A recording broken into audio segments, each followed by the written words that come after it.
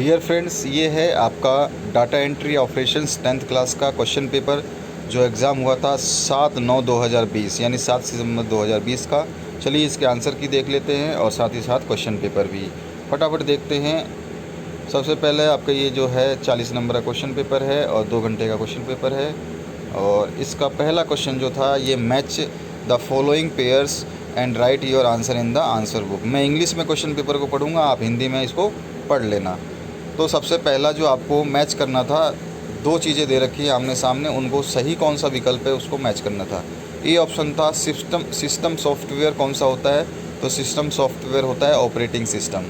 दूसरा था बी जो इनपुट डिवाइस कौन सा होता है, तो इनपुट डिवाइस हो गया आपका टच स्क्रीन। टच से आप जैसे मोबाइल में टच करते हैं, जिस पे भी टच करते हैं वो चीज़ खुल जाती है, यानी कि आप इनपुट कर रहे हैं। प्रिंटर है आपका आउटपुट डिवाइस, जो आपने कंप्यूटर में या लैपटॉप में जो टाइप किया है, जब उसको आप प्रिंट देते हैं तो आपको वो आउटपुट मिल जाता है। और एडोब फोटोशॉप क्या है, ग्राफिक्स टूल है जिसमें ग्राफिक डिज़ाइनिंग ग्राफिक्स का काम होता है।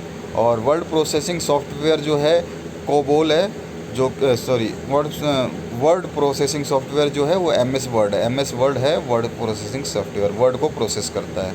और हाई लेवल जो लैंग्वेज है वो कोबोल है। COBOL is a computer language. तो इसका हिंदी वर्ज़न यहाँ पे दे रखा है, आप इसको हिंदी में भी पढ़ सकते हैं। अब आ जाइए सेकंड क्वेश्चन जो पूछा गया था उसको देख लेते हैं। ट्रू एंड फॉल्स पूछा गया था। तो सबसे पहले पूछा गया था deleted files and folders are stored in recycle bin. तो बिल्कुल सही बात है, आप जो भी डिलीट करेंगे वो रिसाइकिल बिन के अंदर ही जाता है पहले। उसके बाद में बी है compiler converts high level language into machine language. जी हाँ, कंपाइलर का काम ही यही है कि वो हाई लेवल लैंग्वेज को मशीन लैंग्वेज में कन्वर्ट करे, ट्रू है। और उसके बाद में सी है the font size is measured in points. तो बिल्कुल सही बात है, जो फ्रंट साइज है वो पॉइंट्स में ही मेज़र होता है। और उसके बाद में डी है click the edit button to print the worksheet. अगर एडिट बटन क्लिक करेंगे तो वर्कशीट प्रिंट नहीं होगा, एडिट होगा, वर्कशीट में एडिट कर सकते हैं। Choose edit style to display the dialog box.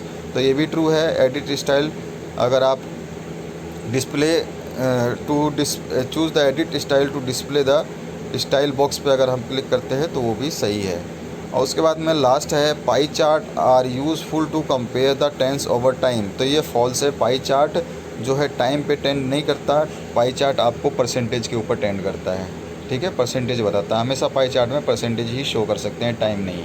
Graph में टाइम शो कर सकते हैं, पाई चार्ट में टाइम नहीं शो कर सकते हैं। तो यहाँ पर भी ये जो हिंदी वर्ज़न है, ऊपर जो आंसर दिए है वो इसमें भी वही लागू होंगे। ठीक है, ये हिंदी वर्ज़न है आपका।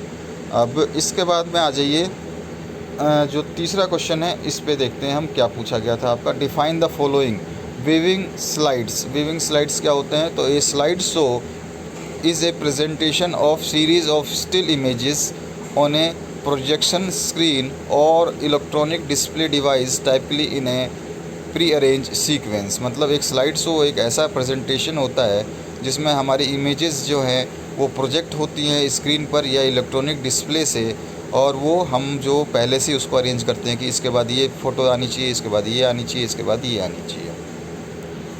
बी जो है बार चार्ट क्या होता है, तो ये diagram that use narrow bands different height to show different amount so that they can be compared. यानी कि ये जो बार चार्ट होता है ये ऐसा चार्ट होता है जिसमें लंबे लंबे स्तंभ खड़े होते हैं, डब्बे खड़े होते हैं। कभी आपने IPL वगैरह देखा हो या फिर कोई भी क्रिकेट मैच देखते तो उसमें कभी कभी कर्व दिखाता है, तो वो जो होते हैं वो बार चार्ट होते हैं। उसमें ये बताते हैं कि कितने टाइम में क्या किया गया या कितने ओवर में कितने रन बने। तो इस तरह से ये दो डिफरेंट चीज़ों को क्या करती है, कंपेयर करती है।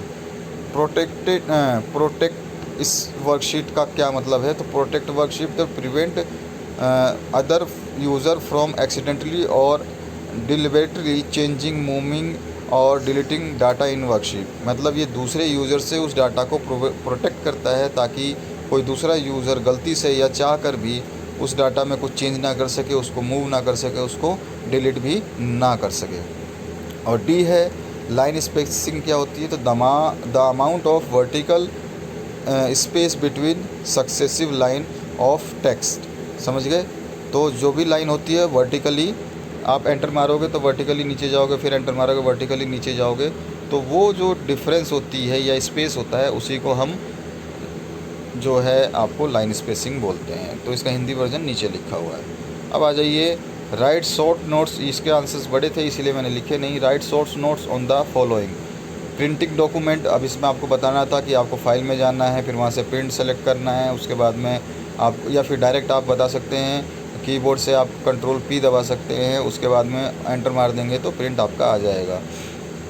इसी तरह से दूसरा पूछा गया था 2 फीचर्स ऑफ मेल मर्ज का बताना था, और C पूछा गया था फीचर्स ऑफ MS एक्सेल, और D पूछा गया था step to install software in the computer. तो ये चीज़ें आपको शॉर्ट नोट्स में बतानी थी, इनको बताना था कि कैसे कैसे लिखना है, इनके कैसे कैसे काम है। इसके बाद differentiate between the following, move cell and copy cell में क्या क्या अंतर है। मूव सेल मतलब मूव कर देना होता है, कॉपी सेल मतलब कॉपी करना होता है, ये तो आपको पता ही है। और B है लाइन चार्ट और कॉलम चार्ट, तो इसको भी आपको डिफ्रेंशिएट टेबल बना के आपको बनाना था। मतलब एक तरफ आप लिखते मूव सेल, दूसरी तरफ लिखते कॉपी सेल, और उसके फिर जो भी संभावनाएं हैं, जो सही आंसर्स है उनको लिखना था। टेबल बना के हमेशा डिफ्रेंशिएशन करना है आपको, अलग अलग बताना है, अंतर बताना है। तो हमेशा जो है लाइन खींच करके एक इस लेफ़्ट में एक राइट में आमने सामने लिखें, ताकि उसको समझने में एग्जामिनर को आसानी हो। Answer the following questions. Explain the steps of inserting a text box in a slide. B है list out various steps to search for a file और फोल्डर। सी है write any 2 uses of rulers in Word program. और D है what is the use of auto correct feature in Word program. और C क्या है, explain the steps to create a new style in Excel. तो ये आपके जो है 5 तरह के क्वेश्चंस पूछे गए हैं, और सारे के सारे अच्छे हैं अगर आपने कंप्यूटर के बारे में थोड़ा बहुत पढ़ा है तो। अब इसके बाद में आ जाइए 7वां question. Write the keyboard shortcuts which you will use do the following actions. तो कीबोर्ड में क्या क्या दबाने से क्या होता है, तो टू सेव द डॉक्यूमेंट, किसी भी डॉक्यूमेंट को सेव करने के लिए कंट्रोल और साथ में S दबा देंगे। कंट्रोल बटन भी दबाना है और S दबाना है तो आपका सेव हो जाएगा। टू प्रिंट द बटन, तो प्रिंट द डॉक्यूमेंट तो कंट्रोल प्लस P, यानी कि कंट्रोल के साथ में P बटन दबाना है। उसके बाद रीडू, यानी कि आपने कुछ गलत कर दिया और उसको आपको सही करना है, तो आप उसको डिलीट भी कर सकते हैं और उसको रीडू भी कर सकते हैं। तो रीडू करने का मतलब होता है, या फिर कोई चीज़ डिलीट हो गई है उसको वापस लाना है तो भी आप रीडू कर सकते हैं। तो कंट्रोल Z से वो आ जाएगा, यानी कंट्रोल प्लस Z की आपको दबाना है। उसके बाद इटालिक्स, यानी कि आपको टेढ़ा अक्षरों को थोड़ा सा टिल्ट करना है, यानी टेढ़ा करना है, तो कंट्रोल I दबा देंगे तो भी वो टिल्ट हो जाएगा।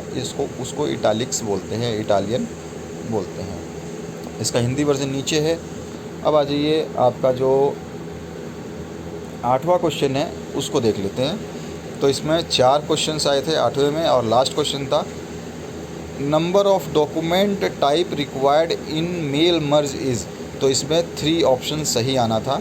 इसके बाद में slide dash view is shown in the presentation of slides in A conference. तो स्लाइड व्यू ही जो है वो प्रेजेंटेशन करता है एक स्लाइड में, जो कि कॉन्फ्रेंस रूम में बैठकर हम मीटिंग करते हैं। तो modify the attributes by clicking the, कौन सा बटन आप क्लिक करेंगे, तो F2 बटन क्लिक करेंगे तो एट्रीब्यूट्स को मॉडिफाई कर सकते हैं।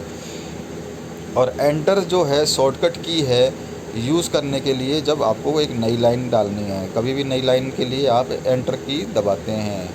ठीक है दोस्तों, तो ये है आपका पूरा पेपर, और पेपर के आंसर्स जो मैंने को यहाँ पर लिखने में कोई दिक्कत नहीं हुई उनको लिख दिए, और जो बड़े थे उनको नहीं लिखे।